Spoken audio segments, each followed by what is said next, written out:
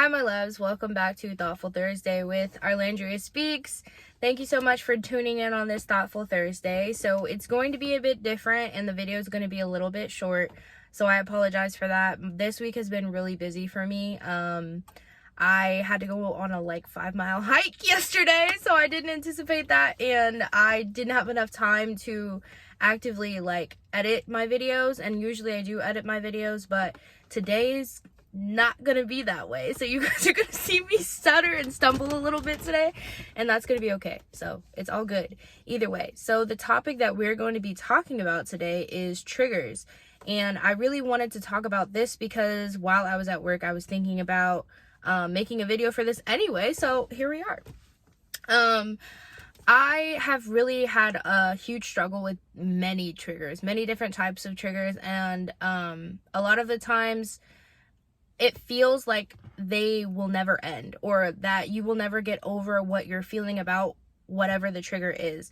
And I want to have a conversation about that because a lot of the times I have actually gotten really good at being able to identify my triggers, which is one of them, because I never knew how to do that before, and now I have a better understanding of myself, and also working through those triggers and finding out what the root of that issue is. And also the last part is helping you make them smaller or make them go away completely, because it may seem like a lot of the times it may seem like it's never going to go away or it's never going to end. And with mental health, it can feel like that a lot, but I am here to tell you that it will get better and it does get easier. So I feel like triggers, this is my interpretation of a trigger. Before, I used to avoid triggers like the plague. Like anytime I knew something would piss me off, I would avoid it like the plague.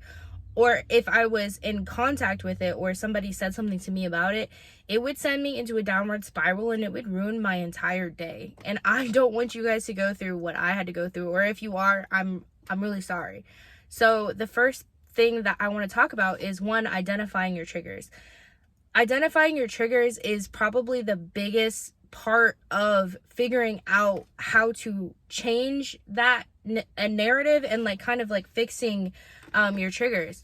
So when you don't know what's wrong and you don't know what sets you off, that's really hard for other people to be around you, one, and for two, for you to just be able to interact with people without constantly feeling like you're walking on eggshells and they're walking on eggshells. So identifying your triggers, the easiest way to do this is just by living your life, living your regular life, your day-to-day life, and noticing. And like I said in the last videos, being an observer of your mind, noticing when things are going to set you off or put you in a spiral. Like a spiral to me is where somebody says something or does something and it sends you in this internal monologue of, oh my gosh, why did they do that? What's wrong with them? What's wrong with me? I'm so upset. I can't do this. I can't take this. And then you just have this jerk reaction, or your behavior changes completely. So that's what a trigger is. And identifying it, the best way you can do that, like I said, is just going into your day-to-day life and being an observer of your mind and noticing what genuinely upsets you and what genuinely carries on throughout the day. I'll give you guys an example. For me, a trigger of mine is when I feel like I'm not being heard, or when I feel like somebody's not listening to me when I'm talking. That's been a trigger for me since I was young, because I felt like I wasn't necessarily heard as a kid, even though I did talk and people did listen. It was one ear out in and one ear out the other. So it's a big trigger for me. And a lot of the times it's hard to avoid that because sometimes people aren't really paying attention to what you're saying. So that's an example of identifying a trigger.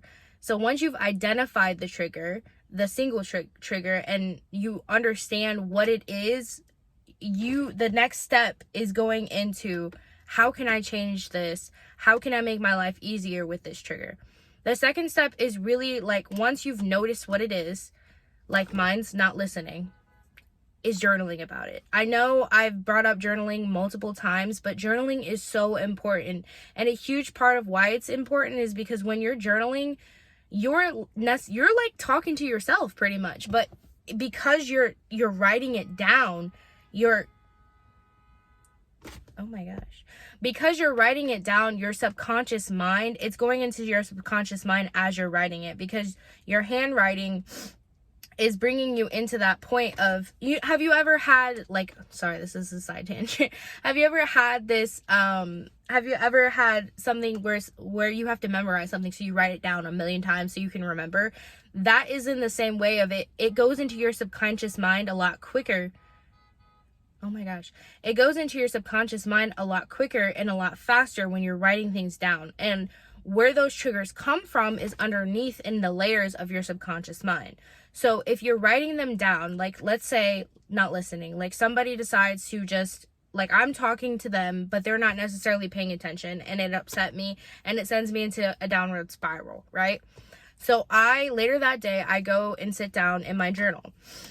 And oftentimes triggers don't normally come from just like whatever, like crazy things happening. It comes from trauma, or it comes from something that genuinely upset you so much that it tends to give you like a PTSD type of vibe. So when I go into my journal and I write out how I'm feeling, how I felt that moment when they triggered me, what happened in that moment, how I was feeling, what I was thinking, all of those questions, you want to write those down and write down what your output was, what you did in that time, like how it made you feel. And then think about in your mind what got you to that point. Why do I feel like this person didn't listen to me? Why is it so important to me that they didn't listen? And why couldn't I have accepted the fact that they didn't listen? Because the biggest part of life is not taking things personally. Because sometimes, like when it comes to this specific trigger in itself, sometimes people just don't hear you or know that you're talking about something important. So they just kind of zone out, or they're just thinking about other things in their head. So I go to the root of it. Okay, so why does it bother me so much when people don't listen to me? Or when I feel like I'm not being heard? Oh, okay, like when I was younger, such and such. You write it down because it gives you a direct line, so you know what's wrong. You have the why, you have the what. So it gives you a more of an understanding of what's going on in your head, and you're less confused about what's happening. And that's a huge part of it, is being self-aware and knowing why. Because when you know the why, it's easier to move on from that, because when you have a trigger, it's from a past event. And a lot of the times you don't want to put your past onto other people. So let's say somebody new does something to you and they have no idea that it was a trigger of yours. So that's a huge part of it. So once you write it down and you have the why and the what, you can go into the third step, which is basically having an understanding from other people's perspectives. So for me, when I have felt like somebody wasn't listening to me and they didn't know me, or they were a new person in my life, the best thing you can do is to gain clarity from that person. Hey, I'm really about to tell you something important. Do you have time?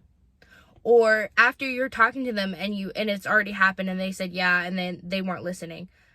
Did you understand what I said? Or, hey, can you repeat back to me what you said? So you know that they heard what you said. Or, hey, I really felt like I talked to you about something important and I don't feel like you were listening at that time.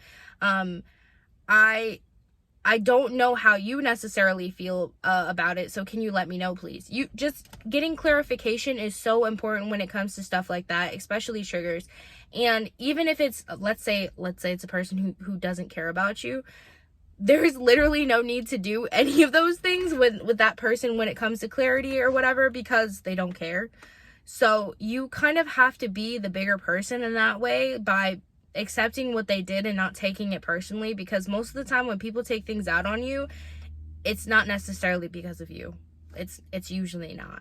So I think it's so important for people to understand what your trigger is, because your trigger is a necessary knee-jerk reaction in helping you understand a deeper level of who you are and what you need to work on and where your foundation is cracked. A lot of the times people don't really think about things like this, and that's why I decided to bring it up today. And once you've gained clarity, it's easier moving forward. If you're in a relationship or if you're talking to your family about this, moving forward, they have an understanding of, okay, this is their trigger. I'm going to do my best to not set that off in them, right?